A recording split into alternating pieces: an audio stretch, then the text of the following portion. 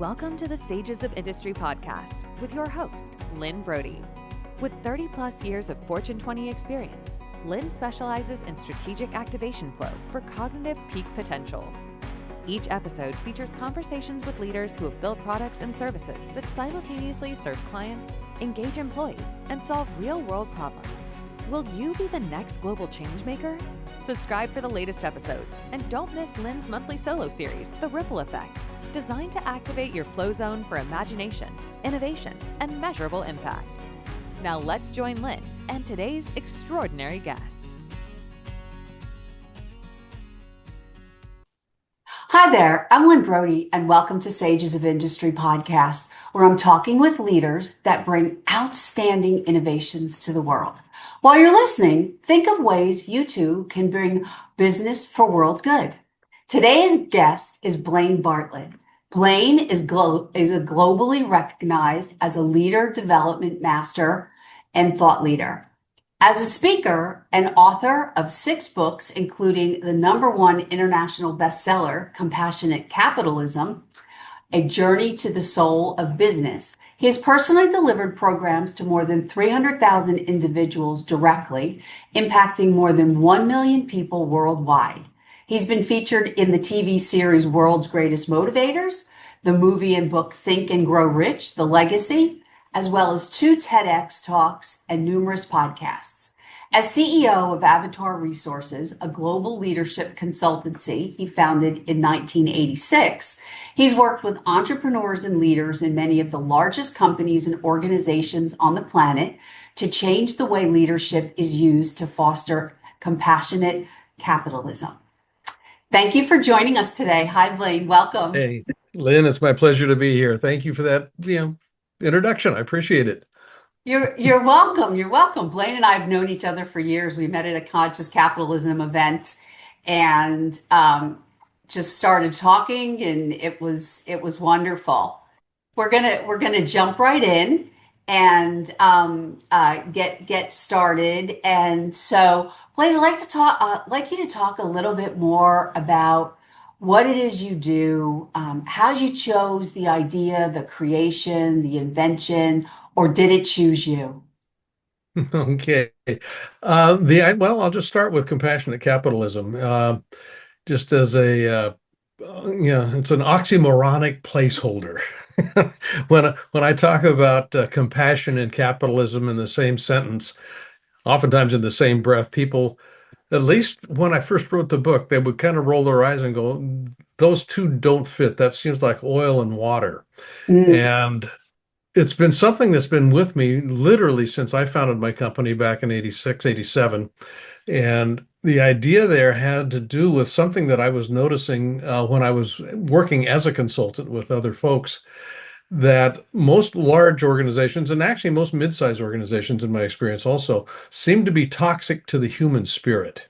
And what I mean by that is there was so much focus on the numbers, so much focus on the quarterly results, so much focus on achievement of goals.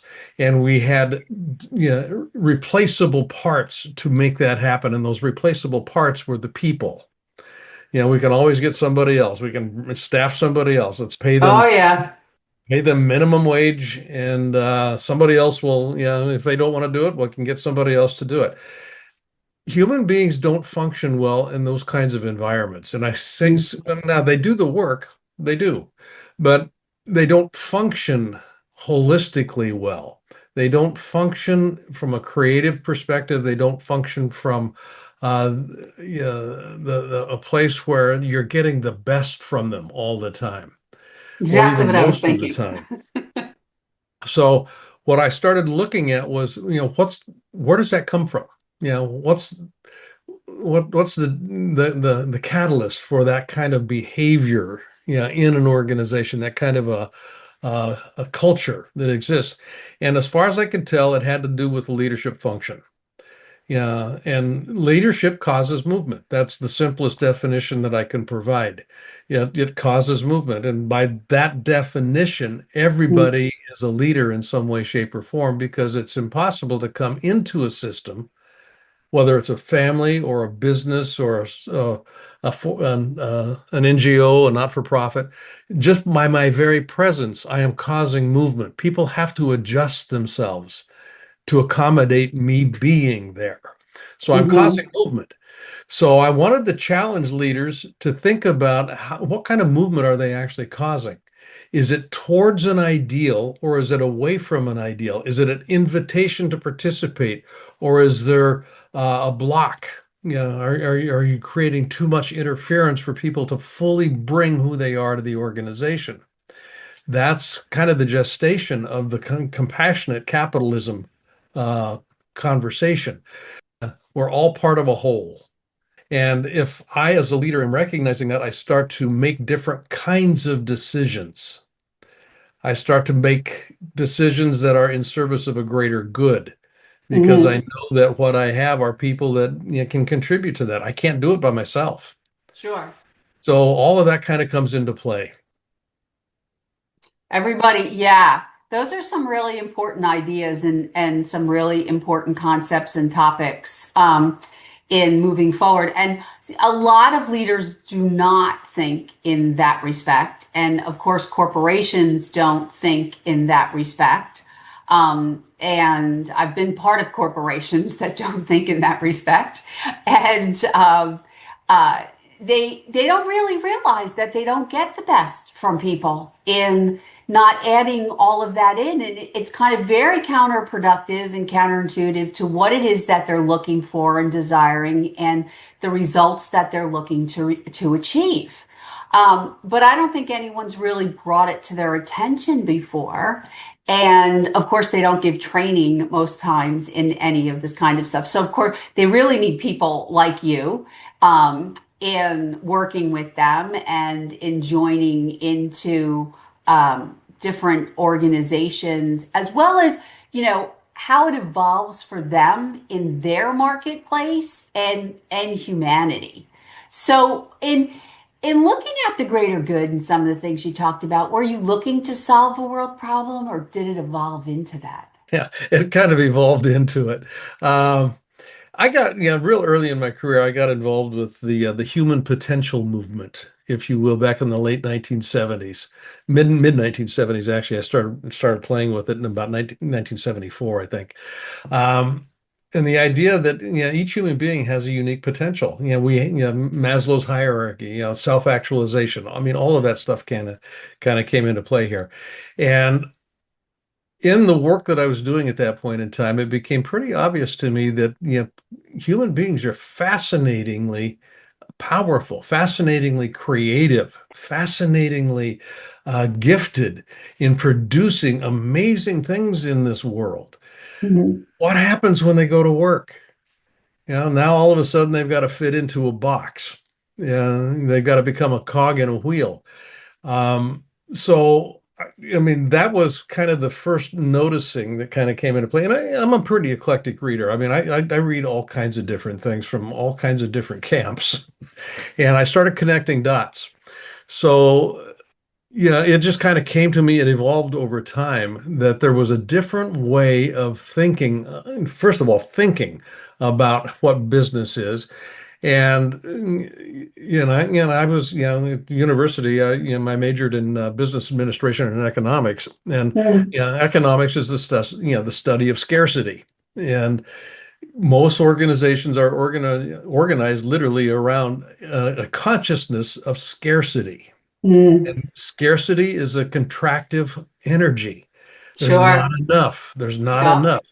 So fear is embedded in that whole dynamic. What Mm. would happen if we started thinking in terms of abundance?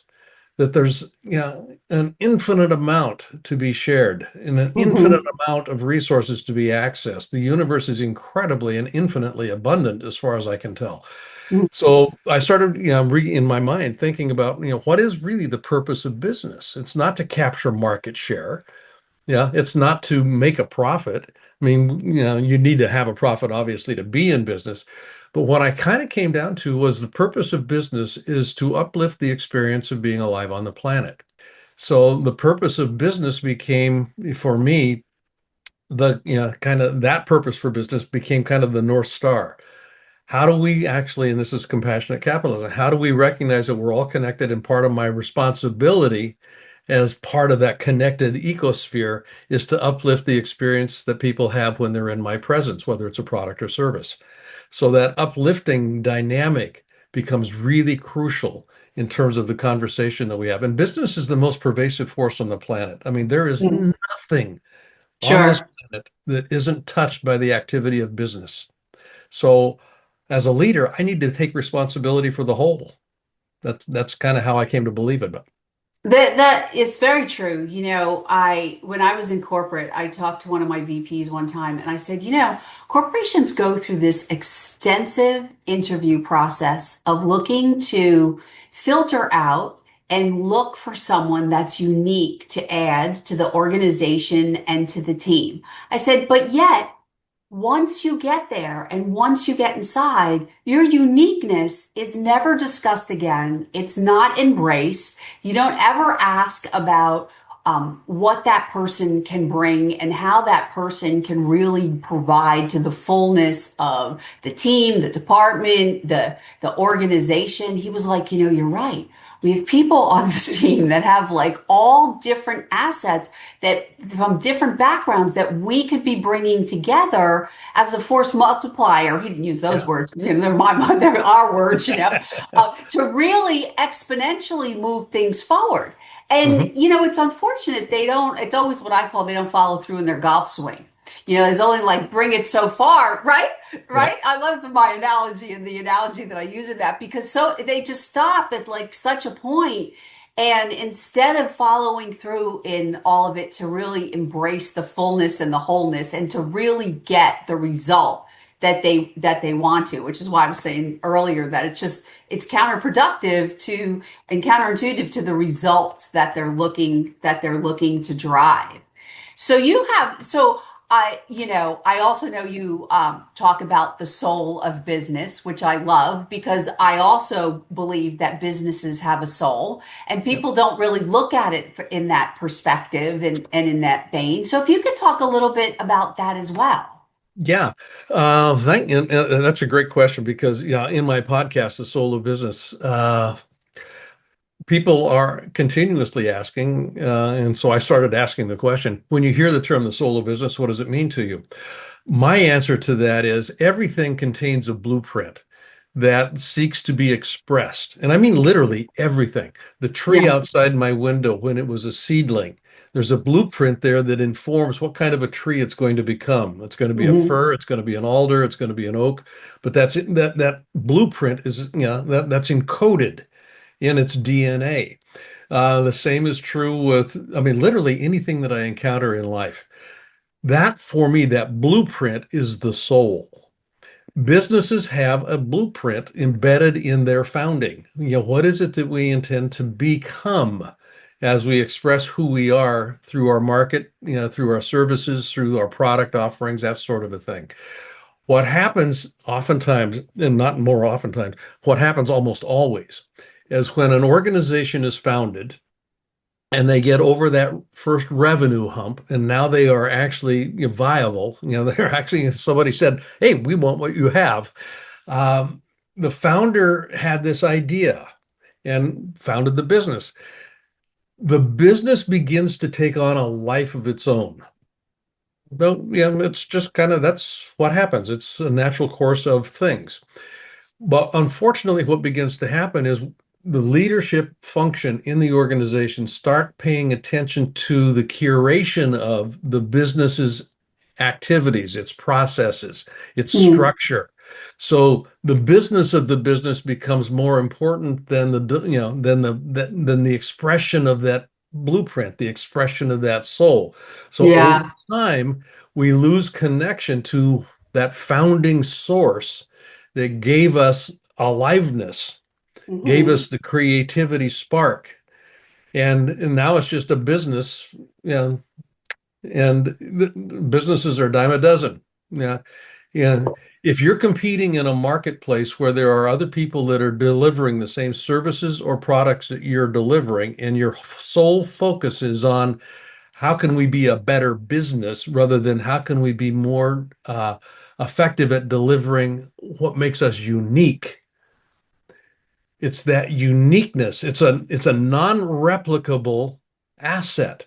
Hmm. The soul of the business is not nobody else can replicate the soul of your business. Yeah, they can develop products and services that may look like yours, but it's not the same. Yeah, Right. a It's great, because I they don't have the mean, same fuel. It's and not, that's yeah. And Apple I is a love great that. example of that for me. I mean, Steve Yeah. Jobs curated the soul of Apple. I mean, Hmm. he brought everything back to the basics. Who are we? Who are we? What Yeah. matters to us? Hmm. And there are, computer companies are a dime a dozen. You got computer companies all over the place. Apple charged a premium for their products. They still do. They have an ecosphere that people, it's kind of like, I'm in. I'm a captive audience. I truly am. How do I feel about myself when I'm in the presence of an Apple product? I feel like I know what I'm doing. Hmm. Exactly. Quite frankly, And I don't have yeah, to be tech support. I know, right? And that's why, I mean, even though I was in IT for many, many years on the business side of things, not on the user side of things, I always say, many leaders did, they might have all ran in the same IT circles, but they certainly didn't have the conversation with Steve Jobs on ease of use, on, yeah, for everything. You walk in, they make it easy for you to buy. They transfer data from your old phone to your new phone. They make it easy for you to leave, to use it, the thing almost runs itself. Yeah. And that is very important as technology has evolved through the years, as well as where it's going in the future for users. But that concept can really apply and go across many, many industries Hmm. of people looking at different things and purchases because it gets so much more complex. Each of the products and services that people offer and deliver out there. And so people just want it made easy for them because that is not their genius zone. That's Yeah. not where they go from. That's not, their natural flow state of some of the things that I work with in flow state and activating your genius zone and your in your flow state and things like that. But and so I just want to remind people as you're listening to Blaine and listening and talking to him about soul and business and that spark and how it's non-replicable and going forward as you're thinking about ideas and it's sparking within you something that you can bring to the world for business, for world good. What's going to be the soul of your business? What do you bring that's non-replicable in that soul of your business and extending it forward and always remembering that? Yeah, those are some like really, really important points that you've made and that you've talked about. And I know you said that your business has and what you're supporting and how you're supporting people have pivoted a bit. And so if you want to talk about that and how people can get in contact with you, if they want to work with you, what it is that you offer. Yeah. Um, the focus of the work primarily is leadership in the broadest sense of that word. And the pivot happened with COVID. Uh, Prior to COVID, I mean, like I said, we founded the company in '87, and most of who we worked with, almost exclusively, were Fortune 50 companies, all over the world. And it was on-site delivery. I mean, we would, yeah, actually, I would sit with CEOs, I would sit with their executive teams, and and my staff would. I mean, we have, a pretty good sized organization, and it was all on-site delivery. It's a consultancy, so we would consult. At the inflection point in March of 2020, when everything shut down, 95% of my business or our business was overseas, and it just stopped.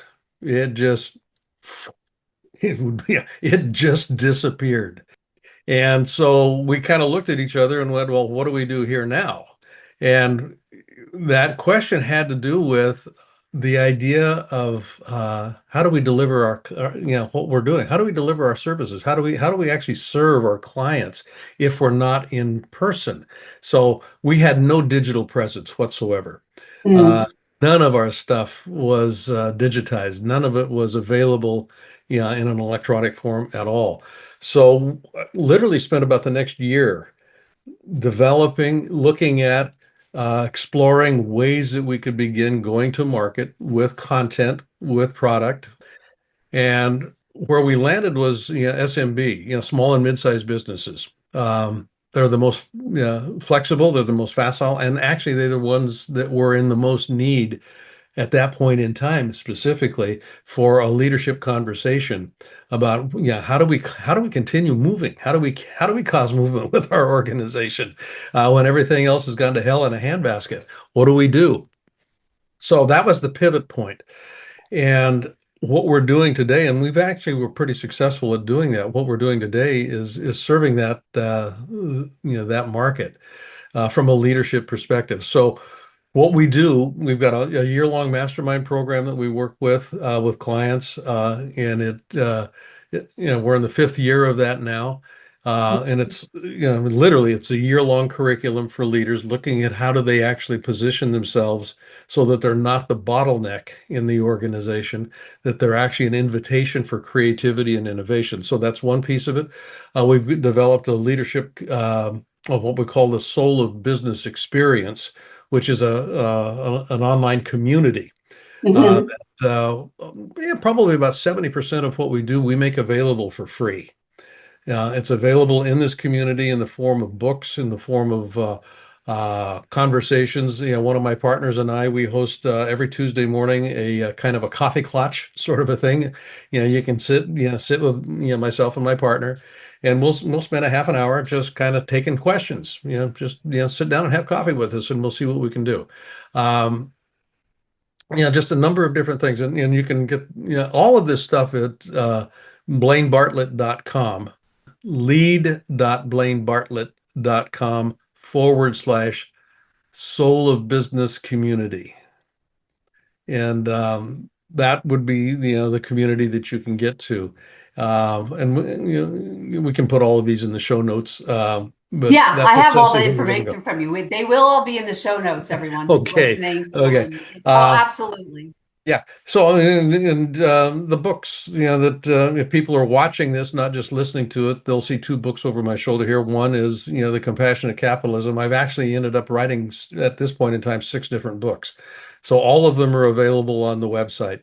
Okay, And they good. give, access to different points of view, different ways that you can go about, looking at leading your organizations, involving Hmm. people in them and that sort of thing. Okay, wonderful. Wonderful. And so uh in closing, is there something else? Is there something I should have asked you, but I didn't know to ask you? Just from a philosophical perspective, I am oftentimes asked, what's a leave behind that I can actually offer to people. And I grew up on a farm, and one of the things that's has stuck with me is an appreciation for nature. Just Mm. the ebb and flow of nature. And I live up in the Pacific Northwest here in the United States. And there is a distinct seasonality to the year. We've got spring, winter, fall, summer. And I mention that because when you look at how the seasons operate, there is nothing in nature that serves exclusively as a center of accumulation. Mm. Everything in nature serves at some way, shape, or form as a center of distribution. Everything Hmm. is a center of Yeah. distribution. I mean, I've got a stump out here that's, somebody cut this tree down probably 60 years ago, and it's a big old cedar, but there's stuff growing out of it. It's a nurse stump. It's a nurse tree.